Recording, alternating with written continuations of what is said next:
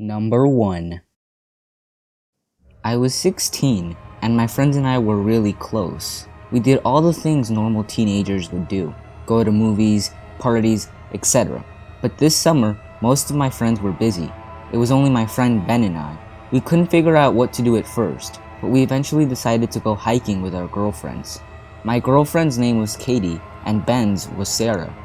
It took us longer than expected to reach it, so we didn't start until about 6 or 7 p.m. For the most part, it was a pretty boring hike. We only passed 2 or 3 people on the way, and by the time we reached the top of the mountain, it was almost too dark to see the view.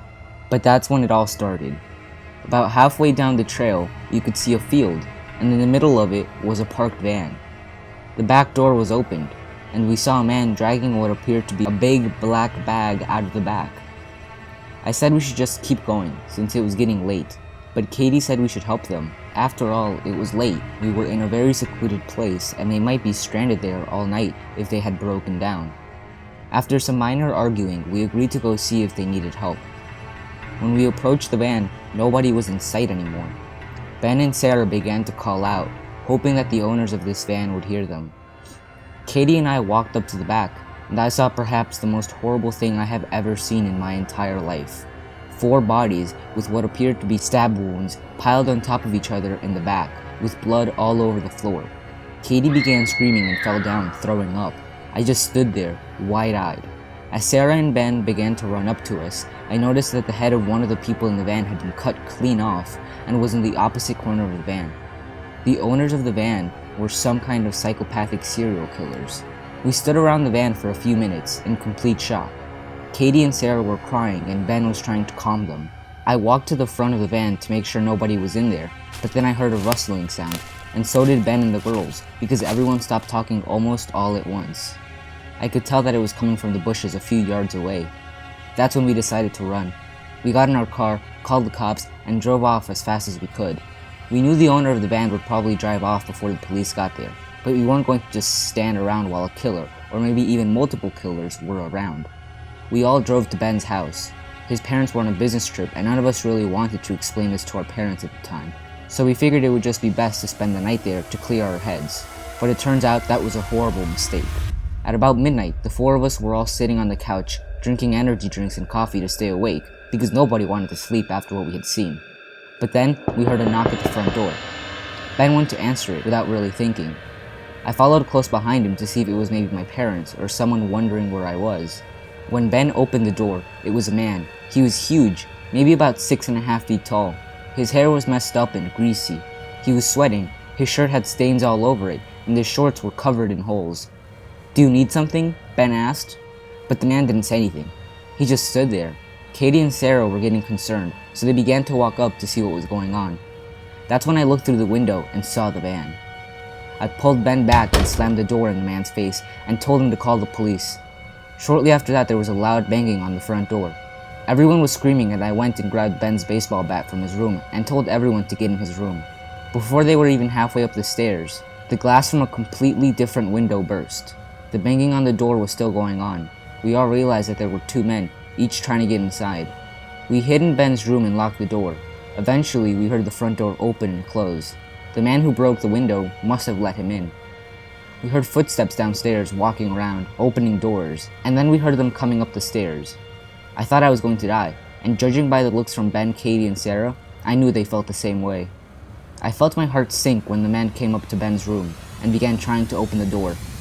I heard pounding and the 2 men yelling at us to come out, but we stayed put. The cops wouldn't be here for another 5 minutes or so, and you could tell that they were about to kick the door down very soon. I got up and stood to the side of the door with the baseball bat ready, and Katie opened the window in case we needed to jump in order to get away. Then the door flew open. I swung the bat as hard as I could, and I hit the first man in the chest. I could hear the breaking of bones as he screamed and fell to the floor. The second man then charged in, and before I could swing again, he grabbed the bat and pushed me to the floor. I looked at him and noticed he had a hammer in his hand. I quickly tried to crawl away, but then I felt a strong, powerful blow to the back of my head. My head hit the ground and my vision got blurry. But before the man could strike again, Ben lunged into the man, knocking him to the floor. At this point, both men were starting to get up, and their only weapon was behind them. We had to jump. Nobody thought or second-guessed it. We all jumped right out of the upstairs window. I was very disoriented, but Katie helped lead me to the window and we all jumped. When I hit the ground, I felt a horrible pain in my leg. I screamed, and when I looked, I saw a bone sticking out of it. My leg was broken really badly. Sarah had hit her face on the ground, and when she got up, her nose was bloody and crooked. Katie and Ben seemed to be fine though. I tried to drag myself to the street where Ben and Katie were screaming for help at the top of their lungs, and at that exact moment the police showed up. They found the two men trying to come out from the front door and arrested them. That was the most horrifying day of my life. We all went to counseling after that. Both men received the death penalty and were charged with multiple counts of murder, torture, and assault. That was the day when I almost died, and it is a day that I will, unfortunately, never forget. Number 2. Me and my wife have a 1-year-old son. His name is Aiden. Like most young parents, we think he's the best thing to ever happen to us.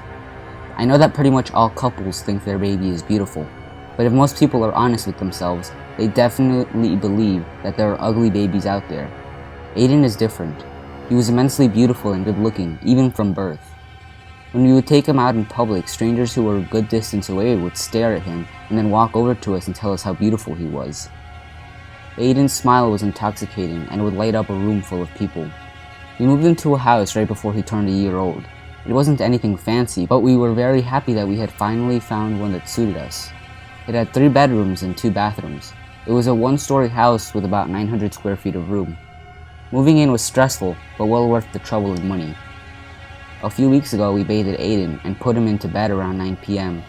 It was a Friday night, and we were both looking forward to the weekend together as a family. Me and Jenny stayed up reading on the couch. After about an hour and a half, we both went to bed. Our room is situated across from Aiden's room. He's still small enough to be in a crib, and we haven't converted it into a toddler bed yet. I peeked my head in to check on him. He was laying on his back and snoozing without a care in the world.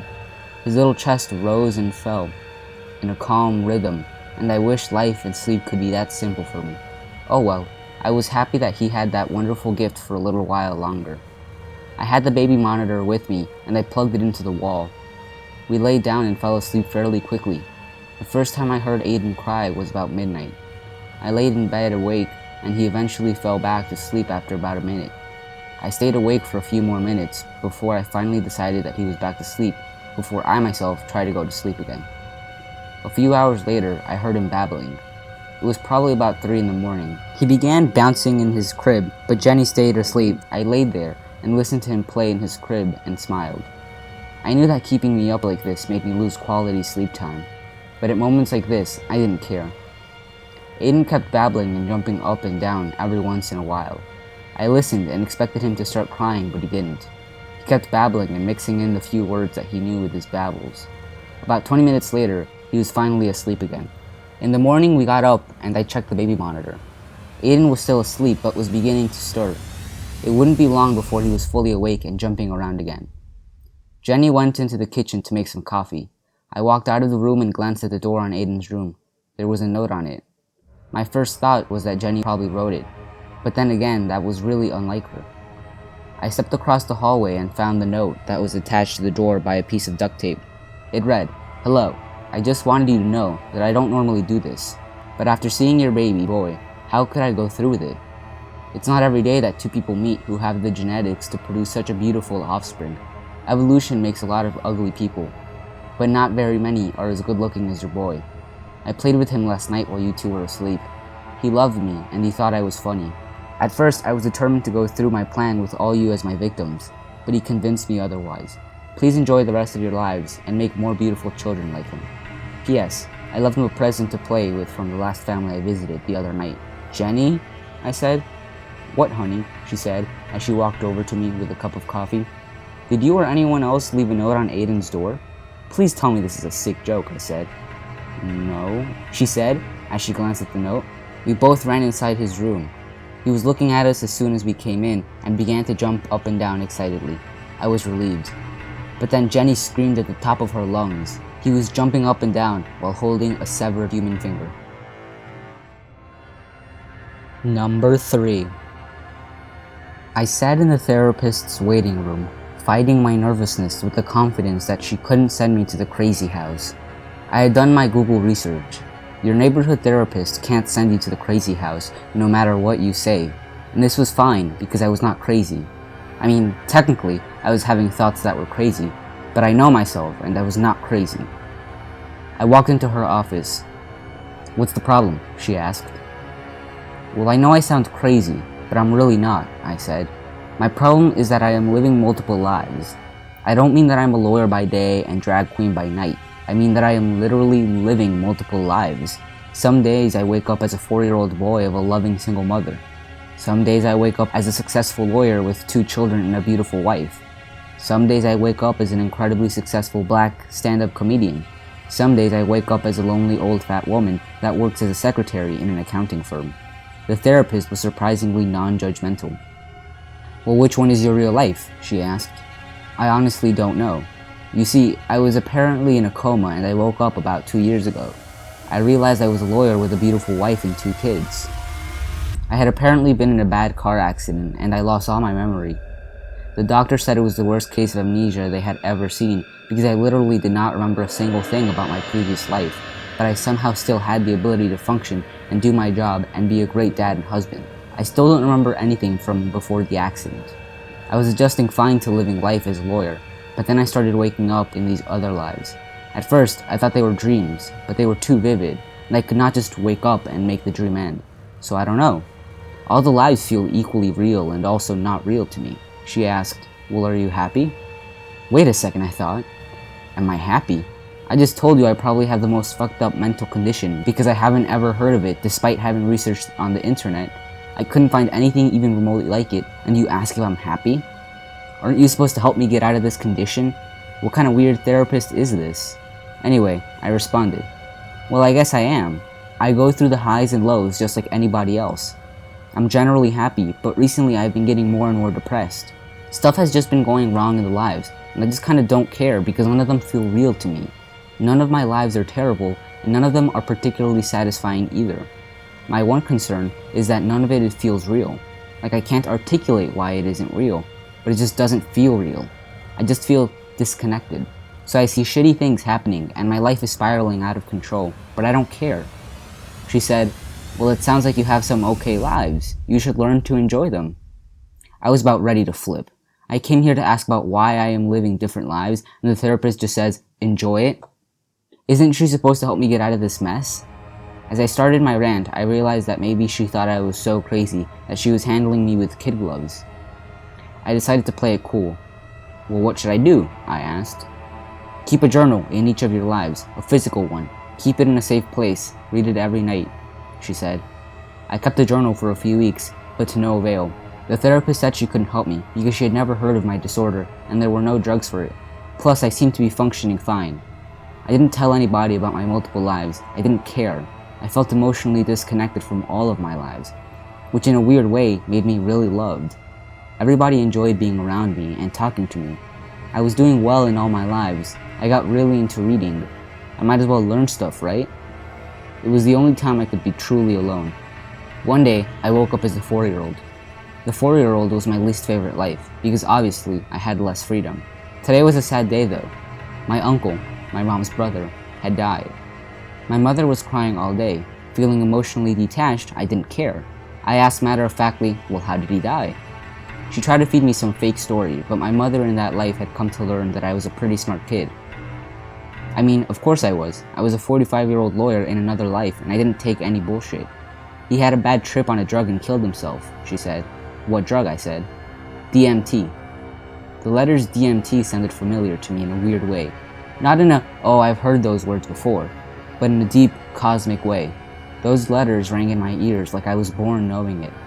They gave me a weird comfort. They gave me a weird feeling that it was coming from my real life, something I had never felt.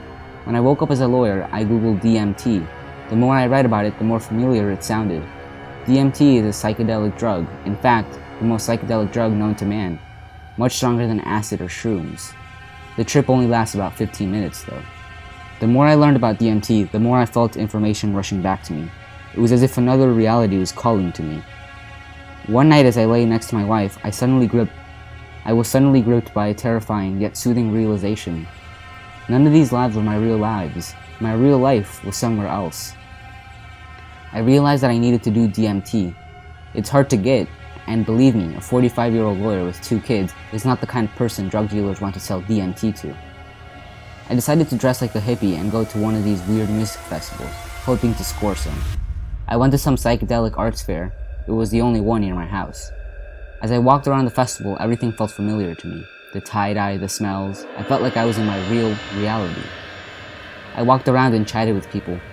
I'll spare you the details, but I ended up talking to another old hippie who knew where I could get DMT. He asked me if I ever had done it. I said no. He said, be careful. Make sure you do it with somebody you trust, because a DMT trip can go bad. I asked, how can it go bad? And then he responded, I knew a guy once that did DMT and he thought he spent 10 years living multiple lives in his head. He was a lawyer, a little kid, a fat secretary, crazy stuff, man. He woke up and it turned out just to be a 15-minute trip. I shuddered. That's me, I thought. I said, well, it sounds pretty fun, right? I mean, he must have enjoyed his lives. The man responded by stating, he said it started out fun, but things quickly went sour. In his lawyer life, his wife and children were killed in an accident. As a 4-year-old, he was molested. His mind went into some dark spots, dude. He told me he was miserable. Like I said, be careful. What happened to him after he woke up? I asked. His mind was all fucked up after that. He ended up not being able to function in the real world. I'm pretty sure he's dead now. Weird, because he was a totally nice, square kid before that, he stated. Do you know who this guy is? I asked. He motioned over to another old hippie standing by and asked, Pete, do you remember the name of the guy that did DMT and lived multiple lives and stuff? After a while he said, oh yeah, his name's Carson. I shuddered. Carson. That's my name. It sounded familiar. My real life reached out to me. My name was Carson. I realized my name was Carson. I asked, do you have a picture? Actually, yeah, I do. He pulled out his phone and looked it up on Facebook. He pulled up Carson Miller's Facebook page. I saw the picture of the guy in the profile. It was me. Suddenly, everything came rushing back. My name was Carson Miller, and I was a young college student who decided to do DMT on a Sunday afternoon. I got super trippy and slumped on the couch. I was still on the couch. For the first time in 2 years, I felt myself on the couch. I realized I was stuck in a DMT trip that was spiraling out of control. Hey, what is up, guys? I hope you really liked the video, and if you did, don't be afraid to give it a thumbs up, and also if you have any sort of suggestions, whether for future video ideas or improvements I can make to the videos, don't be afraid to comment down below. I'm really excited to hear any sort of feedback you guys have, and I hope you enjoyed the videos. And thanks for watching, guys.